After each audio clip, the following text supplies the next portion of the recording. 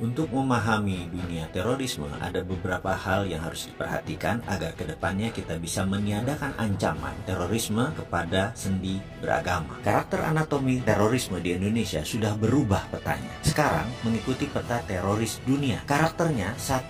Unpredictable, 2. Unstoppable, 3. Deadly, dan 4. Menarget soft target. Dulu yang ditarget adalah hard target. Apa itu hard target? Markas polisi, gedung-gedung pemilik dubes asing, kantor-kantor usaha milik asing. Namun sekarang publik dimanapun, di pasar, di jalanan, tempat ibadah, tempat-tempat yang tidak dijaga oleh pihak keamanan bisa diserang. Inilah brutalnya mereka saat ini. Satu lagi, terorisme di Indonesia sudah masuk teror generasi keempat. Teror generasi keempat adalah state sponsor terrorism yang terkoneksi dengan dunia luar dan menggunakan IT. Pastinya bukan hanya dunia luar, tapi negara tertentu menarget Indonesia. Generasi 1, 2, 3 nanti dijelaskan di chapter yang lain, di video yang lain. Mau bukti? Kita bahas apa yang tetangga kita hadapi. Filipina di tahun lalu. Fakta lapangan mengenai Maute dan Abu Sayyaf. Keduanya sebenarnya tidak pernah perang kota atau urban war. Selalu menggunakan gerilya taktik dan menggunakan jungle war. Dalam sejarah 30 tahun rebelnya mereka itu. Tahu-tahu Maute sekarang serang terbuka di kota Marawi. Urban war, perang kota.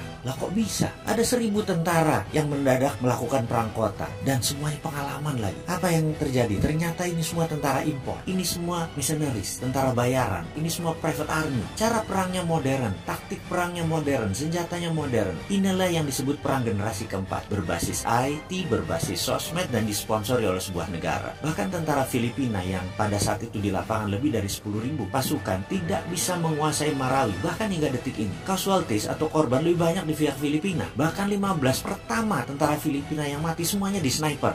Mereka sangat spesifik sekali. Lalu bagaimana kalau itu masuk ke Indonesia? Indonesia masih melihat teror seperti kriminal berat dari kacamata pidana. Padahal di seluruh dunia terorisme itu masuk extraordinary crime. Harus pakai extraordinary measurement. Ukurannya harus extraordinary. Pakai extraordinary act dalam rule of engagement. Ini war, ini perang. Kalau pakai pasal pidana dan hanya ahli hukum pidana yang menangani, ya tidak akan bisa menyelesaikan counter insurgensinya, counter intelligence, dan menyelesaikan masalah terorisme. Tidak bisa melakukan counter intelligence strategik kalau menggunakan pidana, tidak menggunakan pasal pro justisia, tidak bisa melakukan counter terorisme kitanya. Kasihanlah Bapak polisi, kasihanlah Bapak TNI, karena tidak bisa maksimum kerjanya. Kasihan BIN yang hanya tugasnya jadi nginteli saja kalau kayak gini. Jadi boleh dong pakai extra power yang sedikit besar agar negara Indonesia menjadi tentram, yaitu tidak menggunakan pro justisia, gunakan pendekatan extraordinary crime. Gerakan counter ini sekali lagi harus tidak pro justisia. Ini harus pakai undang-undang baru, yaitu undang-undang melindungi segenap tumpah darah Indonesia, dan operasinya senyap menggunakan BIN. Intinya, seperangkat oli, operasi lawan insurgensi sebenarnya sudah lengkap, rapi, terbungkus. BIN itu sudah siap, TNI, Polri itu sudah siap. Hanya undang-undang keamanan nasionalnya aja yang belum lahir mendukung mereka.